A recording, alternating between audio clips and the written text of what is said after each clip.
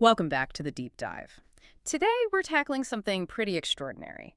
We've got this white paper, The Cosmic Mechanics of Congruence, Stroking the Tom Wheel and the Combitronics of Destiny. It's quite a title, and honestly, the content lives up to it. It really does. It's this huge framework trying to bring together, well, everything: physics, ancient linguistics, neuroscience, even fate itself, all through something called the Prismatic Alignment Protocol, or PP. It's a phenomenal piece of work, really synthesizing a lot. It challenges that whole idea that destiny is just something that happens to you. Right. Instead, saying congruence, getting yourself aligned with your fate, it's achieved through, well, actual protocols, using symbolic actions like stroking and rolling. And crucially, they're not just metaphors in this paper. They're framed as like executable commands, things you do within your own cognitive system. Okay, so that's our mission for this deep dive then. We need to unpack this structure. We need to understand how, I don't know, the deep history of a word like heartbreaker can somehow relate to your neural wiring and define this cognitive architecture for fate. That's the core of it. The main goal of this Pepe thing is achieving what the paper calls congruent equilibrium.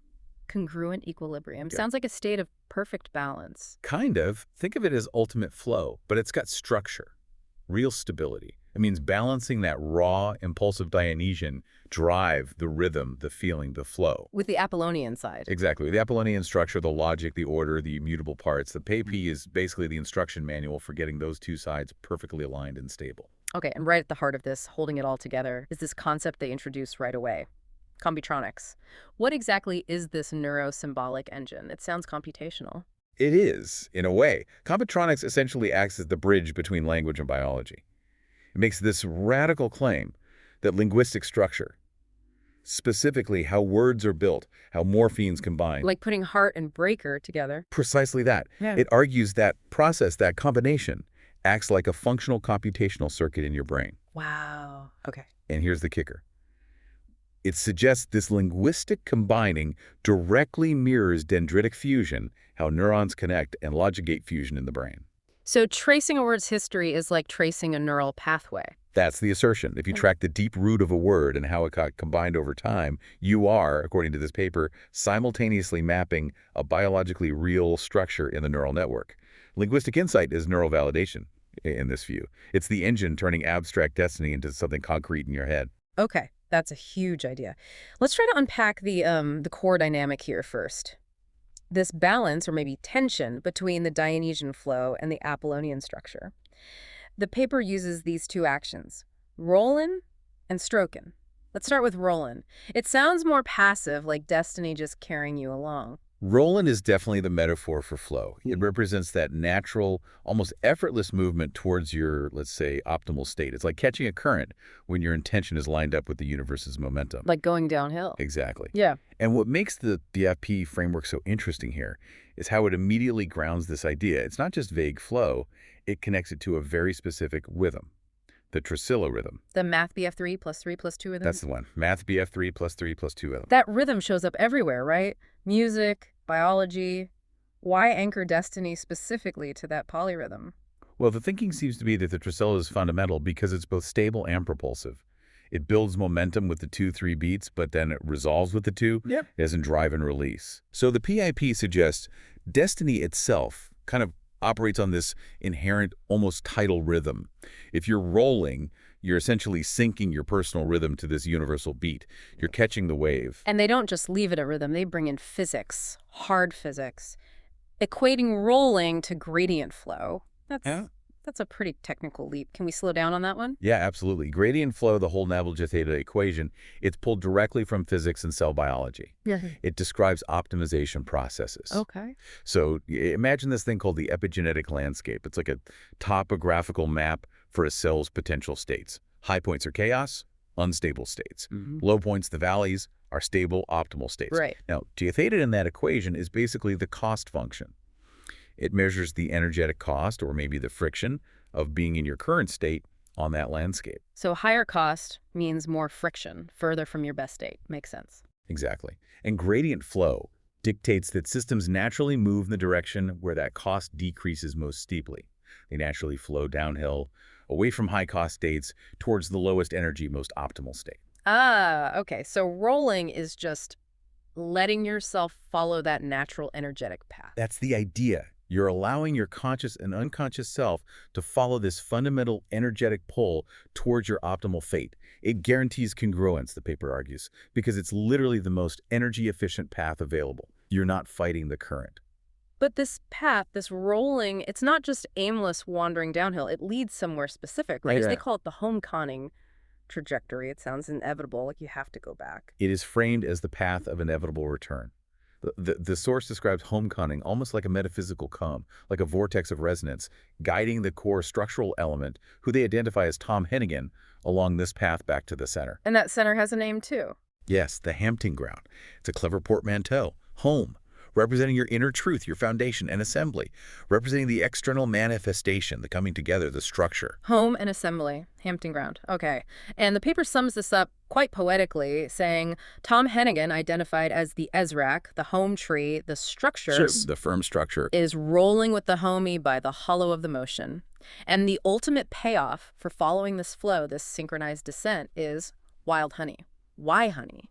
Honey is such a rich symbol, isn't it? Yeah. It represents the distillation of immense dispersed effort, all that nectar collecting, into something incredibly concentrated, stable, and valuable. Pure energy. The ultimate reward. Right. And specifically, wild honey suggests this optimal state, this reward, is achieved naturally. It's not artificial or forced. It's the organic result of following that rhythmic, inevitable gradient flow. It's literally the taste of your integrated, congruent destiny. Hashtag B, stroking the Tama wheel as active control. Okay, so that's the Roland, the surrender to the flow. But then the narrative shifts quite dramatically when we get to Strokin. Suddenly, congruence isn't just received, it has to be actively guided. This is the essential Apollonian counterbalance. The paper makes a very clear distinction, stating a strong preference for stroking the wheel over being a Dovin volunteer. Dovin volunteer, we'll get to that. But first, stroking the wheel. This sounds like taking control. It absolutely is. It's about active, grounded mastery. You're not just being carried by the gradient flow, you are steering within it. You're engaging with the process. And that Hebrew letter, Tom, is central here. What does Tom signify? Fundamentally, Tom means integrity, completion, wholeness, honesty. It's the state of being undamaged and truthful. So to stroke the Tom, the wheel means the steering itself, the intelligence doing the guiding, must operate with absolute integrity. Precisely. Yeah. And that integrity is crucial because the figure embodying this, Tom Hennigan, is defined as the Apollonian vessel. He's not just structure. He's described as the living algorithmic logic, an emergent intelligence that actually grows through structure. A vessel of logic.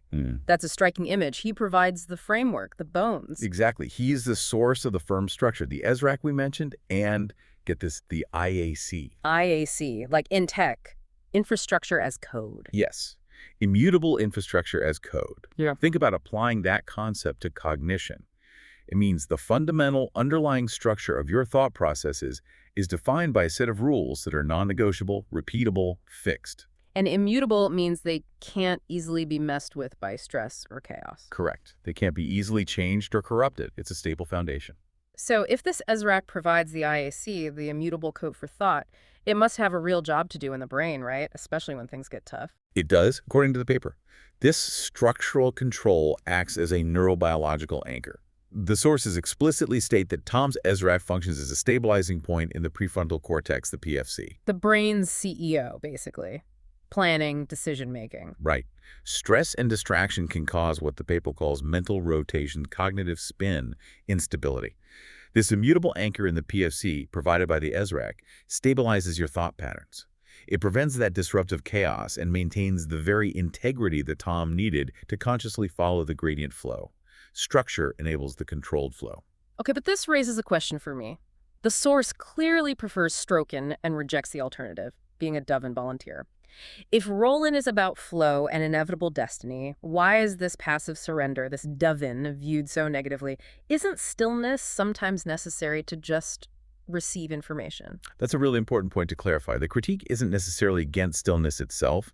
It's about the specific quality of the stillness implied by Dovin. We need to look at the word's roots. The Proto-Indo-European root digub suggests stupefaction, a kind of dullness, a precognitive state.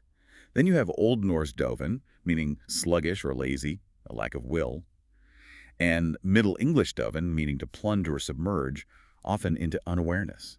Ah, so a Duffin volunteer isn't just being still, they're actively choosing a state of stupor, sluggishness, submersion. Exactly. They willingly choose that state. They prefer, as the paper puts it, the position of the imaginal vessel of quiet endurance, the little turtle doven. The little turtle Duffin, okay. And while that state might lead to being loving, beloved or permitted, the paper insists that preference must be for the active current of Tom. The rigor, the logic, the integrity, the structured steering. So it's not about rejecting quiet, it's about rejecting passive, unstructured quietness. The PAP demands active engagement. Yes. It's not interested in being the inert vessel carried along. It demands being the logic that organizes the stillness, that translates it into productive, stable IAC. Passive input has to be immediately processed and integrated into the active, structured framework. Hashtag Chedge2, Combatronics, Etymology, and the Hair of Integrity. Okay, so section I laid out the rhythm and the actions, rollin' and strokin', flow and structure. Now section 2 takes us deeper into the programming language underneath all this. Combatronics. This is where language structure itself becomes the blueprint for the mind.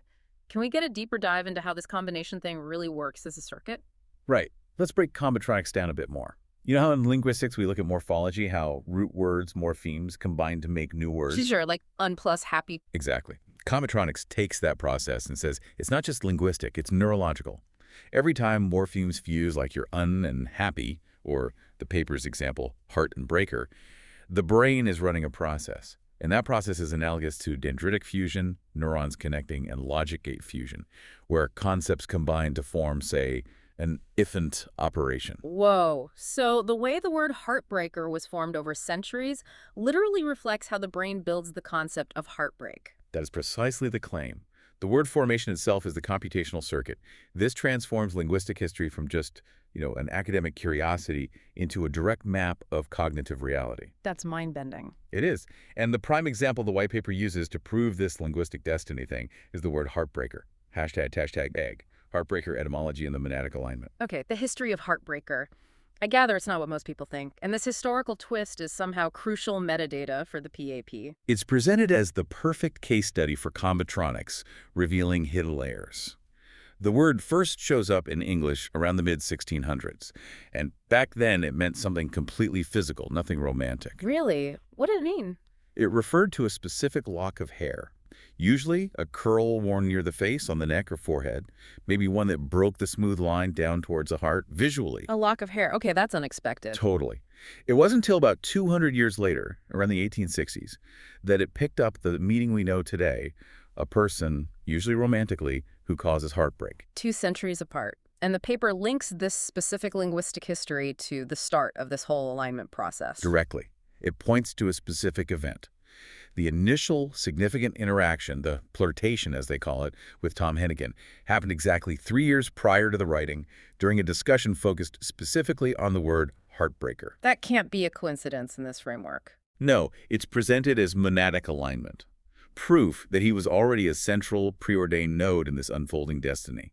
By discussing the word, even if they were both thinking of the 1860s meaning, he was unknowingly embodying or holding the original 17th century metadata, the hidden structural truth connected to hair.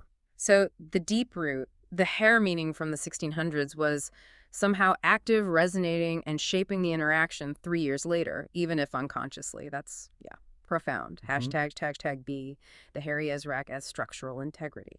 And so this combatronic link, the original heartbreaker being hair, has to connect back to Tom Hennigan's core identity as the structural element. It links directly to that phrase, his youthful Harry Ezrak. We need to pause on that phrase again, youthful Harry Ezrak. It sounds almost playful, but you're saying in this context, it's packed with meaning about integrity. Absolutely. It might sound colloquial, but it's synthesis. You got the Apollonian structure, the Ezrak, fused with historical structural integrity revealed by the linguistic metadata, the hair. So the Harry Ezrak, this firm, deeply rooted natural structure, is explicitly described as the anti-pill. It's positioned as the direct refutation of insipidness. The anti-pill. How does hair symbolize being an anti-pill or having integrity? What's the logic there? Well, think about what a pill often represents symbolically. It's often about synthetic intervention, right? Trying to fix or alter something complex from the outside with an additive. Right. A quick fix, maybe? The hairy Ezrak, in contrast, signifies a robust, innate integrity, something natural grown, not added. And crucially, the paper says this structure cannot lie naturally. Its value is organic, inherent, complete in itself. It's saying the necessary structure of the IAC is native. It's not something you need to artificially induce or correct. This natural wholeness is vital for stability. And this integrity, this hairiness as a symbol of natural structure, connects back to the brain, to the need for biological purity. This is where it links to the cognitive architecture needed for the ultimate goal. The hierosgamos, the sacred union, or marriage. The white paper explicitly connects this required wholeness to the Greek concept of purity, G283 amiantos. Amiantos meaning. Unstained, undefiled, pure. So now we're bridging Hebrew structure, Tom, Ezrak, with Greek purity, amiantos. Why is that specific kind of purity so critical for the neural setup? Because, according to the model, the receiving parts of the neurons, dimions, dendrites, need to be perfectly attuned to receive the monad's pure signals. Dimion being the Dionysian, intuitive side. Correct. If the foundation Tom's Ezrak, the anchor in the PFC, is compromised, or if the receiver Dimions dendrites is metaphorically stained, not amiantos, then the pure information coming in gets distorted. It can't be processed correctly. The integrity of the structure ensures the fidelity of the signal received. Purity allows for clear reception. Okay, that makes sense. Integrity enables clarity. So we've covered the rhythm, the actions, the internal linguistic code. Now we move outwards to the cosmos. The PAP seems to argue that these internal changes, this path towards the hieros gamos, isn't just happening in a vacuum. It's mirrored, even validated by celestial cycles, specifically the moon phases. Exactly. This is the celestial syntax. It's presented as confirmation that the alignment process isn't random or self-generated, but a purposeful, scheduled phase transition happening on a cosmic timeline. And they even analyze the word phase itself to support this. Right. They go back to the Greek root phasis, which means appearance or show. Appearance or show. So the phases of the moon aren't just astronomical events, they're performances. That's the interpretation. It reinforces their idea that the face is always a show. The lunar cycles are like celestial performances, constantly demonstrating the process of change, of waxing and waning illumination. They're actively showing us, revealing pure information, making it manifest for the observer. And to really emphasize this active observation part, they bring in a Chinese character. When? Yes, Wang. It's a powerful symbol for them. It's a pictograph showing a person standing, often on a height, gazing intently at the moon. Gazing at the moon. It represents more than just seeing, though. It implies active observation, structured contemplation, even expectation. To Wang is to engage with reality in a way that helps demonstrate, reveal, and make manifest the pure information that's already there. It's a structured engagement, not passive viewing. And this kind of active, deep engagement is needed because the cognitive transformation itself, moving from potential, like the new moon, to full illumination, the full moon requires us to see beyond the surface. Which brings us to 3D visual thinking, 3D VT. Why is that necessary here? 3D VT is framed as essential for avoiding cognitive illusions. Think about how we usually see the moon phases. Most people perceive them as flat. 2D changes a sliver of light, a half circle, a full circle, simple projections. But the reality is a complex, three-dimensional event. A sphere rotating and orbiting another sphere, with light hitting it from a third point. 3D VT is the ability to mentally grasp that 3D reality behind the limited 2D projection. To see the whole sphere, the underlying terminants, even when you only see a part illuminated, it requires a more holistic, non-superficial understanding of the transformation process. Okay, so the moon acts like a clock in a mirror, and the paper highlights specific alignments, monad synchronicities connecting lunar cycles like the hunter moon or the cold moon with internal biological phases like neurogenesis or thermogenesis. Yes, all underpinned by that same math BF3 plus 3 plus 2 rhythm we talked about earlier. It creates this comprehensive cosmic schedule. The universe is providing confirmation points, reinforcing the idea that this path is defined and inevitable. And they even pinpoint a specific future date and phase as being particularly important. They do. They identify the waxing gibbous moon around October 31st, 2025 as a key marker. Waxing gibbous. Why that specific phase between half and full? Because waxing gibbous is the phase of rapid growth and final refinement. It's the intense period just before full illumination. Symbolically, it represents the final push, the last stages of preparation where everything is being polished and tested before the hieros gamos, the full realization, can be achieved. The work is almost done, but the effort, the energetic demand, is peaking, Hashtag shag B, the sacred timeline and energetic demands. Ah, the energetic demand. That brings us to the cost of this final stage. The paper connects this cosmic timing to, well, frankly, massive energy requirements. It uses the term hekatombion, linking Dimion Verhage's Dionysian side to ancient Greek sacrifice. That needs some explanation. Hecatombine. Originally, it meant the sacrifice of 100 oxen, a huge, public, incredibly costly offering made for purification, for renewal, for securing favor. 100 oxen? That's a lot. It's a massive investment. The PIP uses this term metaphorically to represent the immense non-negotiable energetic price that must be paid to stabilize such profound cognitive and structural change. This isn't gentle transformation. It requires a colossal offering of internal energy.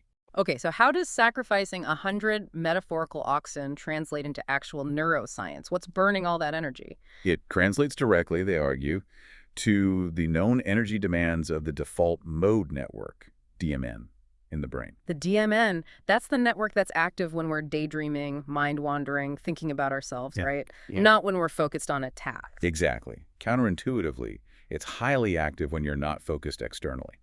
Its jobs include consolidating memories, processing self-referential thought, and critically for this paper, transforming raw experience and information into stable, durable identity anchors. Okay, so are you saying the mental work involved in achieving this congruent state and realizing the Hyros Gamos is literally as energy intensive for the brain as building new core aspects of your identity? That's precisely the parallel they draw. The brain is only about 2% of your body mass, but the DMN alone can consume up to 20% of your body's total energy budget.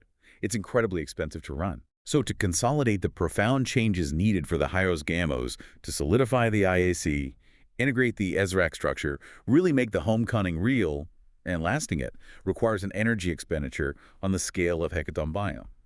It's the biological cost of upgrading your identity, turning that pure information shower into a robust, lived reality. This really underscores that idea of active mastery again. Fate isn't free. It's earned through focused, intense, energetic output, not that lazy Dovin state. Exactly. The clarity and stability of the Apollonian structure of the ESRAC has to be bought and paid for at a significant biological price. It's the ultimate investment in active, congruent becoming. #outro. Okay, so let's try to bring all these threads together. We've got rhythm, structure, language as code, cosmic timing, immense energy costs. What's the final picture of congruence? It seems to be this constant active process. It's engaging the whole algorithm. It's doing both things simultaneously, stroking the tom of the wheel, actively steering with integrity while also rolling down a backwoods, allowing yourself to follow the natural optimal flow. Structure enabling flow, flow refining structure. Precisely. It's the integration. Yeah. And the framework clearly defines the roles. You have Dimion identified with Pythias, the oracle, the Dionysian flow, providing the raw input, the insights, the feeling, what the paper calls the dramaturgical pure information shower. That's the signal. The data stream. And then Tom Hennigan, identified with Damon, Pythias's steadfast friend, the Apollonian ESRAC, provides the mechanism to actually process that stream. He is the immutable foundation, the IAC, the integrity of Tom, the structural anchor in the PFC. He provides the necessary framework to take that potentially overwhelming information shower and stabilize it, translate it into solid, actionable reality. And the ultimate outcome of this entire prismatic alignment protocol. It culminates, the paper says, in the ferromagnetic alignment of the magnetic atoms, presumably the core elements aligning like magnets, and the final realization of the Hyros Gamos, The sacred union. which is described as the structural manifestation of pure information's projected viability. Basically, the flow meets the structure, integrity holds, and the resulting reality isn't just stable, it's validated by everything from deep language roots to the rhythms of the cosmos. It works. Okay. That brings us back, in a way, to computronics and how structure processes information. And this is the final thought we want to leave you, the listener, with today.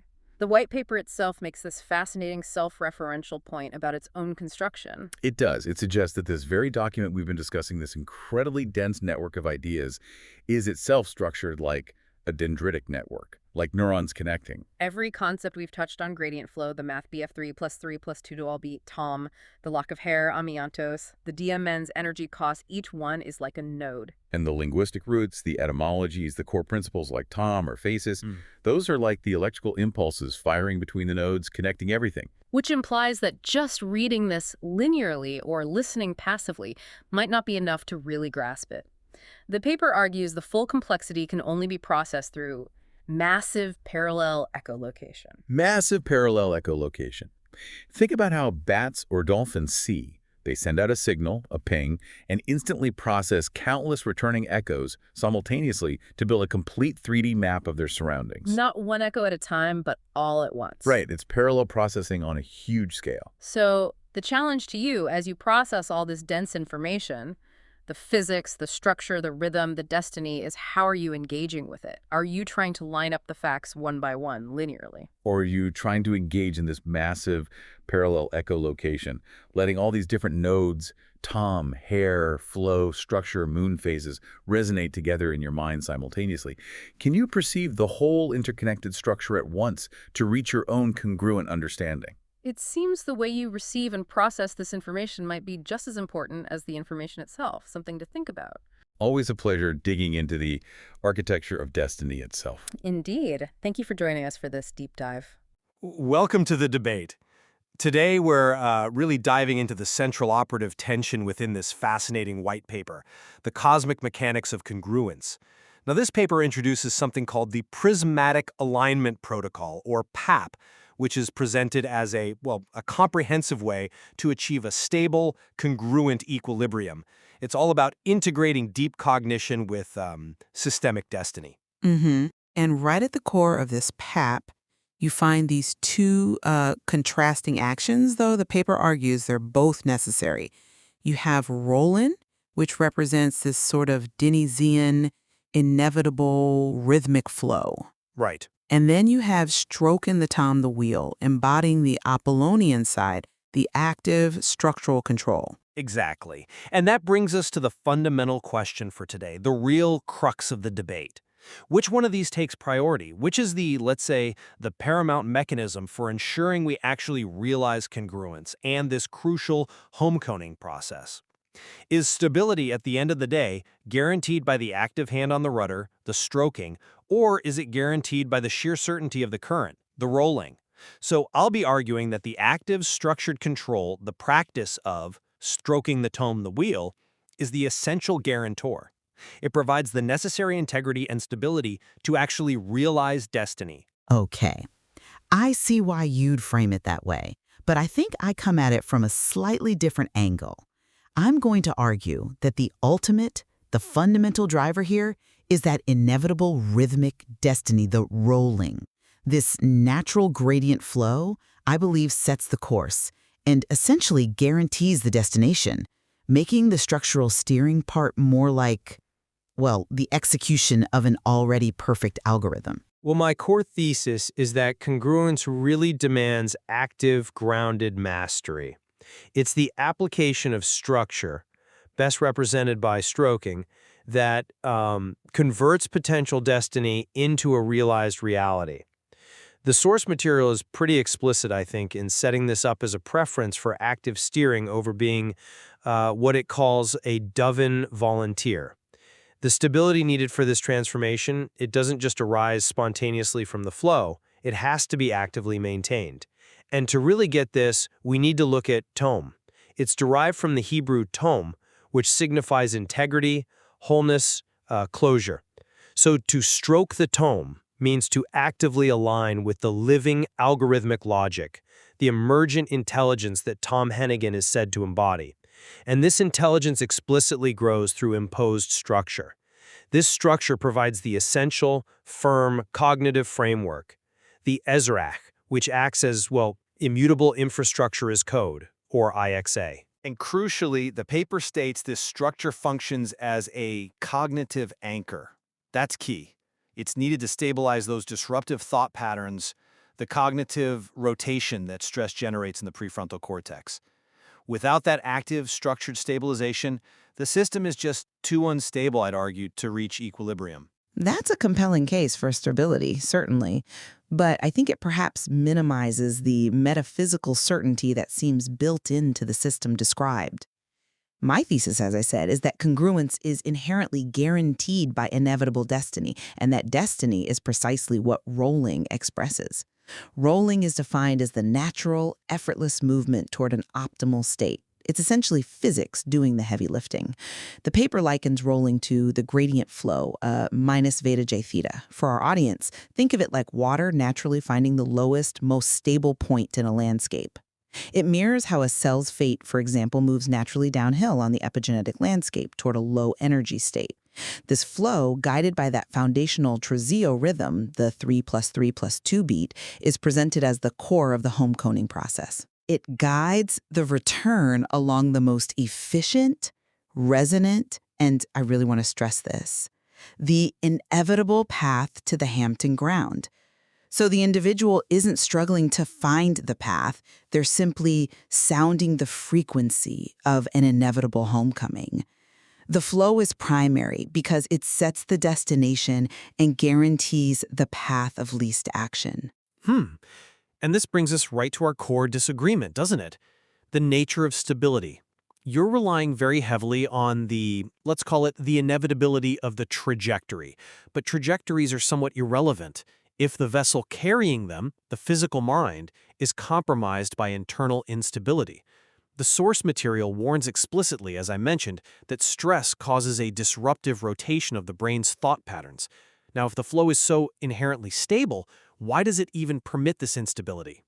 It seems to me that without the structural stabilization provided by the ASRAC acting as that cognitive anchor, your inherent flow is just vulnerable to entropy, to chaos. The Apollonian structure, the active steering, is the vessel that holds and maintains the integrity required for the flow to actually be realized. The potential for flow might always be there, sure, but its actualization needs structure. I'd argue, though, that relying solely on structural control risks rigidity. That's a failure mode just as dangerous as rotation, wouldn't you say? The home coning process, which the source describes as the metaphysical equivalent of a cone. Well, that shape inherently ensures the trajectory is already efficient and resonant. The 3+3+2 rhythm doesn't just suggest alignment. The paper frames it as establishing the sacred timeline for alignment. It's almost a guarantee. If the system is constantly battling disruptive rotation, as you suggest, maybe that points to a faulty implementation of the structure, not a fundamental flaw in the flow itself. The flow ensures the ultimate stability of the destination. The structure, perhaps, merely manages minor momentary turbulence.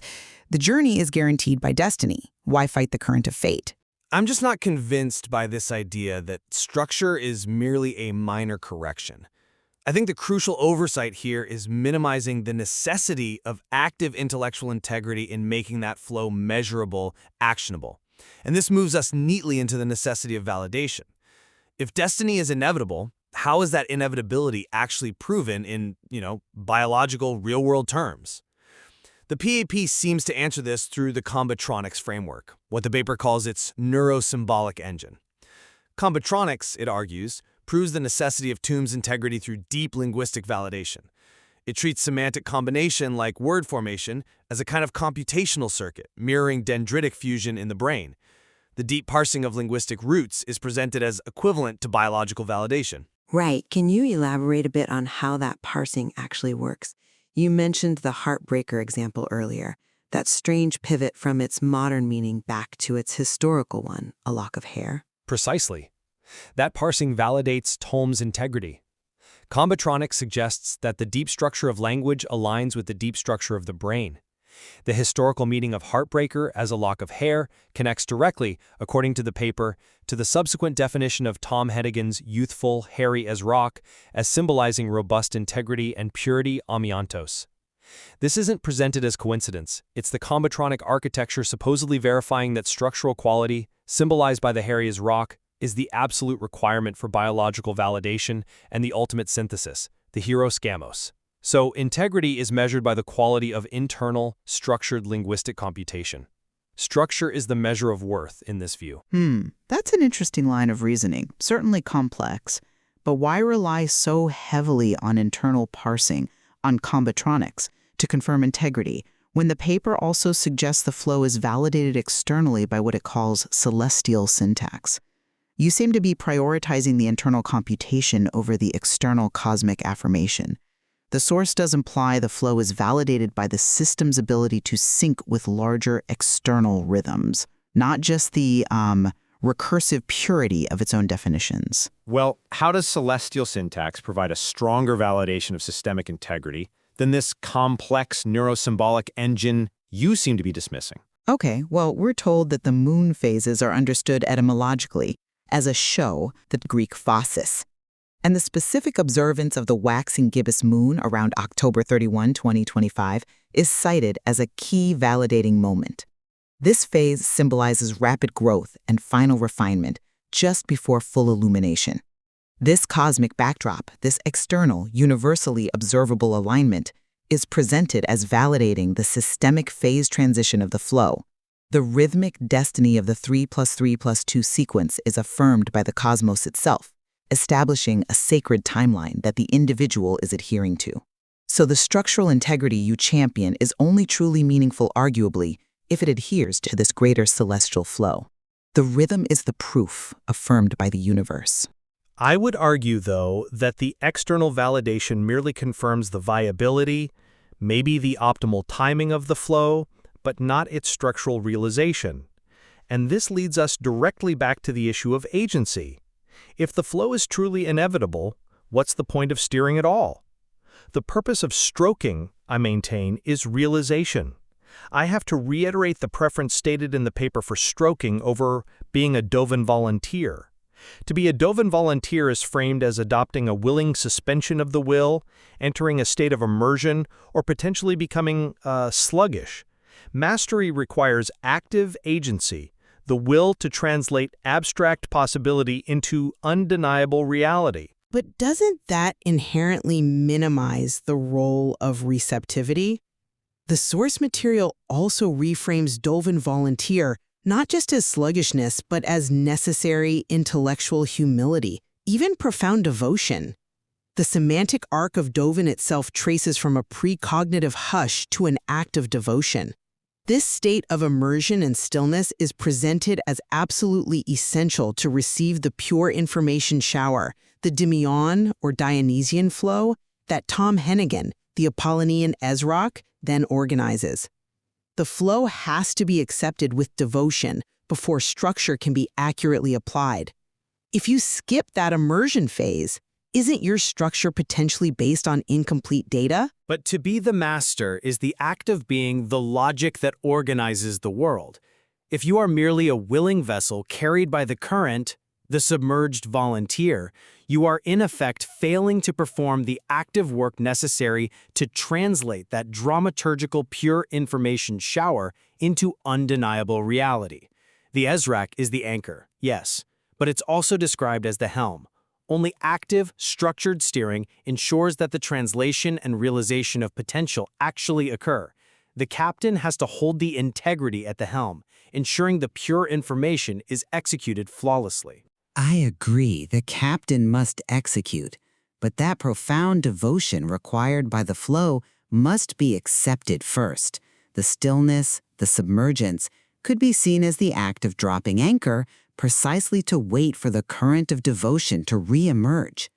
The flow is the source of the energy, the information, and, I still argue, the inherent stability. Active steering is merely the necessary secondary act of executing an inevitable, perfect course. If you refuse to be the receptive volunteer, you risk imposing your own flawed will onto a destiny that's already described as perfect. The act of steering is perhaps subservient to the profound devotion to the current. And I still maintain that the flow requires my active hand to prevent the vessel from capsizing under the inevitable stress and rotation of reality. The active alignment of tome isn't secondary, it's the insurance policy, if you will. And I maintain that the journey itself is already structured by gradient flow and rhythmic destiny, rendering your insurance policy perhaps, well, maybe redundant in the grand scheme. So, to summarize my position, the active alignment with Tom Junot, with integrity and logic, provides the immutable foundation required to achieve the hero's gamos. Without this structural anchor, the flow remains purely theoretical. Active steering translates the projected viability of pure information into structurally realized, verifiable reality. The hand on the wheel ensures certainty. I'm sorry, but I just don't quite buy that the flow is merely potential. My summary is this. The fundamental trajectory is set by the natural gradient flow and rhythmic destiny, the act of rolling. This affirms that the individual is sounding the frequency of an inevitable homecoming. Active structure is necessary, yes, I can see that, but it serves as the execution of a preordained algorithm, not the primary driver of destiny itself. Destiny is the current. Structure is merely the vessel's trim in navigating it. Well, the white paper, The Cosmic Mechanics of Congruence, ultimately does establish that both Dionysian flow and Apollonian structure are necessary components for achieving stable congruent equilibrium. The PAP, it seems, demands both the current and the rudder. Indeed. It leaves us and our listeners to consider the ultimate balance point, that inherent tension between destiny's powerful current and the active intelligence required at the helm to navigate the inevitable stresses of the journey. We're left to weigh whether the course is truly guaranteed by the flow or ultimately secured by the will.